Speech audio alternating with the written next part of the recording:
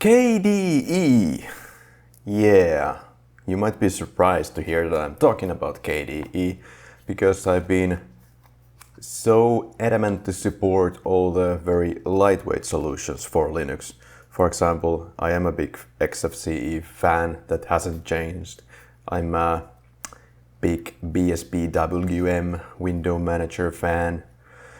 And I've dabbled a little bit into i3, and I thought that I might go for Sway now. Sway, which is basically i3 for Wayland. Anyway, before I nuke my KDE installation, let's talk about KDE, which I have had on my computer for the last 6 months or so. So, you might be really surprised to hear that I have KDE, and the reason that I have had KDE for 6 months is that I wanted to try something new, but I wanted to try something new that has Wayland instead of X11. And X11 has these issues where I would use XFCE or whatever, and you connect a second monitor and you still get the screen tearing. Even on XFCE, but mostly the problem was related to window managers. They are just plagued with that problem. I tell you, plagued, man. Even if you follow the popular instructions found online to fix your screen tearing for your particular hardware, it never freaking works. So what I thought I will do, okay, I've had enough of this. So I'm gonna go with KDE, see what the future has in store. Okay, and cool, maybe if I have KDE, I can have like the most modern support for whatever, whether it would be gaming or support for some, you know, I don't know. Actually, the thing is that I don't really need the latest and greatest features most of the time, alright? I just use window manager and I just use the very basic and minimalist things. The one thing that really pisses me off and ticks me off and drives me over the edge is the screen tearing. And it seems that X11 also with it brings some issues when it comes to the speed of the system. Anyway, KDE. Well, the good things about KDE, it's mature-ish. It has a lot of features. It has a lot of features that cannot be argued with. You have like a tons of features. You just go here and you know the settings never end. You don't need to install any additional small applications to get some things working. You know, that's great.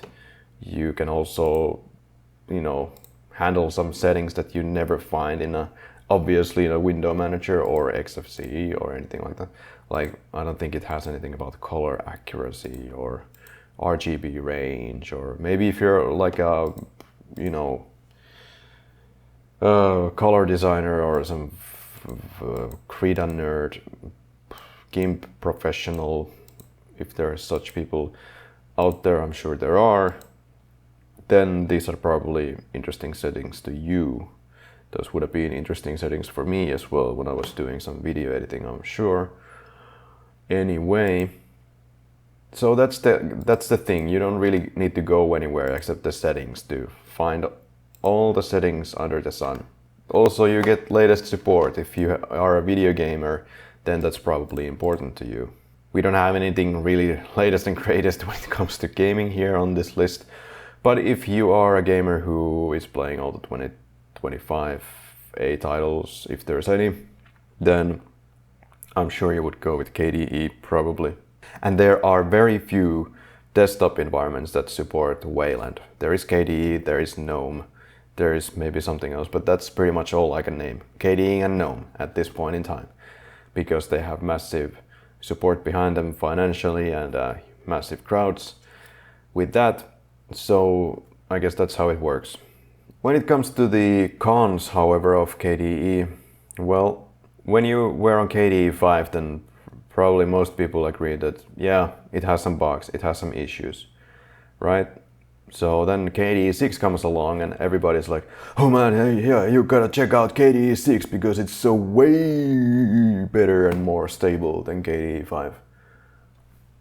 That could be. I haven't run KDE 5 for like a long time on any machine because of just those issues, for example. And it's just bloated and it's just slow. But anyway, that's in the past. KDE 6 now. Okay, so the nerds tell me that, okay, install KDE 6 because it's so much better, it never crashes, it's perfect.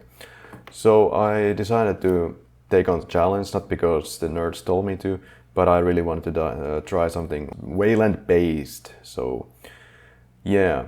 But unfortunately, even though I can say that the performance has improved, well, this still has issues, man. For example, I mean, I'm basically nitpicking, I guess, but when I just press Windows E or Mod E, you see how long it takes to load the window? And if you open a few of these babies, look at what happens to the, you know, the shadow. It just gets multiplied in this way. And you can't really open too many of them before the system just kind of becomes uncomfortable to use. I can already hear my fans spinning. Would never, ever, ever, ever, ever, ever, ever happen on XFCE, for example. Another example of KDE being inherently slow is, let's load up something, I don't know, Steam. See, you see that bouncing icon there, like takes 15 years. That thing, like, are you kidding me? Like, okay, if you use GNOME and KDE for the last 25 years and nothing else, then I guess that's acceptable to you. For me, it's frankly not. What are my system specs? Well, it's nothing fancy, no. I mean, let's look at HTOP. So you see it's like 20 gigs of RAM and it has 8 cores and what else can I tell you? Okay, this doesn't exist anymore. What the hell is that? The new one, Fast Fetch. So you can see that I'm running IdeaPad 3, that model. So we're running on Intel Iris Xe graphics, 11th gen Intel Core i5. So it's nothing really to write to home to mama about. No. But seriously, this is never gonna happen with XFCE or window managers. No chance in hell. And for some reason, like even if you load something extremely lightweight software-wise, it is going to be super slow. Like there will be that bumpy icon. I don't know. Let's open something like Kwrite. I don't know. That's not too heavy, right? Well, okay, decent, but you still see that boing, boing, boing icon there. Why do I have to watch the boing boing icon? Is that like timed? Do I have to watch the boing boing icon? Like you have coded it in there that there must be a little boing boing, at least a tiny little bit boing boing before you get to the application. I don't get it. Anyway, so that there, what I was talking about was kind of inherently slow type of slowness, something that is kind of built in.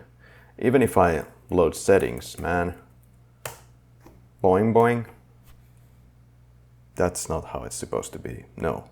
When it comes to other types of slowness, yes, when I open Kdenlive, when I open, I don't know, I have Kdenlive, I may have some application that, yes, it is extremely CPU heavy, something like Audacity, especially the older versions, like, come on, yeah, it's terrible. But KDE slowdowns become so bad that on a couple of occasions I've had to like do a hard reset, switch power off from the actual physical button right there. Yeah, I just don't really understand it. Sometimes I'm just doing basically nothing. I might have Obsidian open and I'm writing something. Like, I don't know. Sometimes there is something like this that I just open a simple text file and then all of a sudden something freezes for a couple of seconds. I don't know what's up with that. I know that sometimes it is related to the external hard drives because, boy, these spinning HDDs, they surely do cause some problems sometimes on the desktop, and that's just how it works. And apart from slowness of different types, there's still bugs, yeah, sure. There's just weird issues where the taskbar just goes to die all of a sudden when I'm doing something. And yeah, I'm not hiding the taskbar anymore. It's just sometimes it dies. It's just not there. I mean, I love the fact that everything is so easy. I can just go to the taskbar and basically control the whole universe here. That's fantastic, but like everything is built in. I don't have to deal with any of the, I don't have to add anything additional to the settings. Everything is right there, really. But with all of that comfort comes just inherent slowness and bugginess. KDE has come a long way, let's say that. I mean, I probably sound like extremely negative and somebody might tell me that I'm kind of furious here. But really, there's a lot to like about KDE. It's simple to use. You install it, boom, you're done. You have a working desktop, basically. But yeah, I'm done.